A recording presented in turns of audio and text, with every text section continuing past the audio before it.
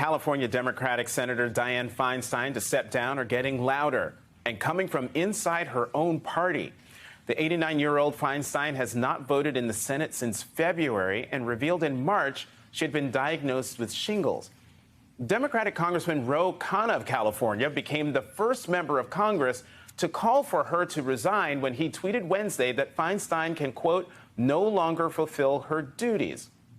In a seeming response to Khanna, Feinstein asked Senate Majority Leader Chuck Schumer to allow a temporary replacement to serve on the Judiciary Committee, where her absence has stalled President Biden's judicial picks. Then, on Thursday, Minnesota Senator Amy Klobuchar, a Feinstein ally, weighed in.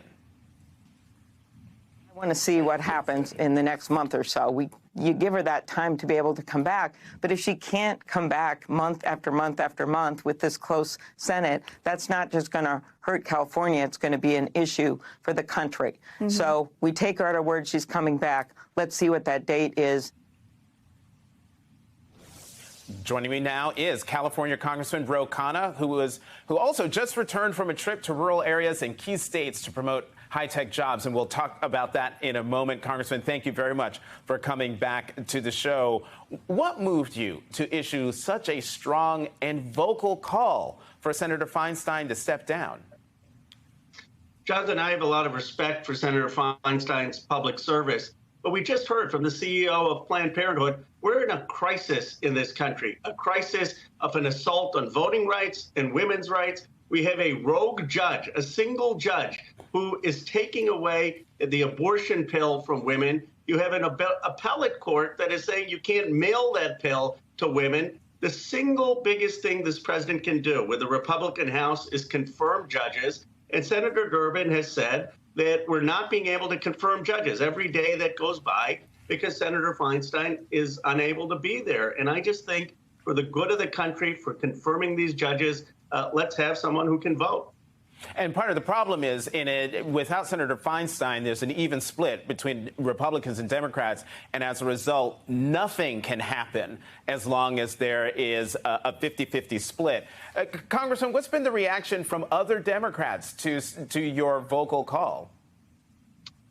Quite a few people have said in private, texted, saying they agree with that. I know Senator Feinstein has said, can she temporarily come off the Judiciary Committee? That could be a solution, but the problem with that is it requires Republican consent. And every day that goes by, and I think this is what's important to understand, is one day less that this president has to appoint a judge to push back against the assault on women's rights and voting rights. I think many colleagues are hoping she will come to the conclusion her own. They have a lot of respect for her. They don't want to push her in a corner, but they're hoping that she will make this decision to have dignity in ending a distinguished career. Real quickly, one more question on this. I saw on the front page of the Los Angeles Times a couple of days ago, lead story, if Senator Feinstein steps down, pressure will mount on Governor Newsom to fulfill his pledge to replace her with a black woman. Are you confident that Governor Newsom will keep that pledge? Yes, I am. And look, I'm biased. I just want to disclose I'm the co-chair for Barbara Lee because she's one of the most extraordinary people in modern American history, the most consistent anti-war voice. But whether the governor appoints a caretaker or her, he should appoint an African-American woman. And let's just be clear, there's not a single African-American woman in the United States Senate in 2023. That should be an embarrassment to our country. Mm-hmm. All right, let's talk about your travels outside your district. I mean, your district is right in the middle of Silicon Valley in California, but you've been traveling to rural areas of states like South Carolina, Iowa, and Pennsylvania to talk about tech. You told the Washington Post that your passion is ensuring that people in rural or industrial America have strong middle-class jobs in an economy dominated by tech. How have people in these rural parts of the country responded to your push for tech jobs? The students have been inspiring. I was just with Leader Clyburn at Benedict College in South Carolina yesterday morning. There are 20 students. They're getting paid $5,000 stipend, 18-month course. They're going to get a job up to $100,000.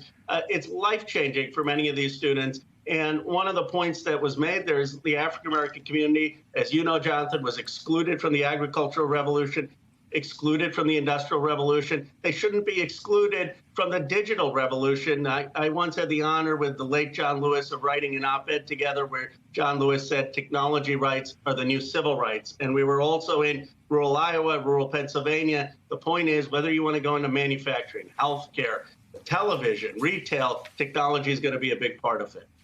And so, last question for you, Congressman Khanna. On these visits, what have you heard from the folks you talked to? Did other issues like guns or abortion or drag queen story hour come up? Well, the irony is in rural Pennsylvania, in Allegheny, we had the most eloquent testimonial from a trans female student. And she talked about how she was making $26,000 a year and now will be making $60,000 a year. I actually didn't even know that she was trans until at the end she talked about how this program has stood up for her rights and given her a safe place to work. And what's so sad is instead of talking about giving people opportunities and taking advantage of their talent, we're stuck in these totally nonsense, cruel attacks on people because of their gender, because of their identity. I'd rather we be focused on actually helping them live up to their potential.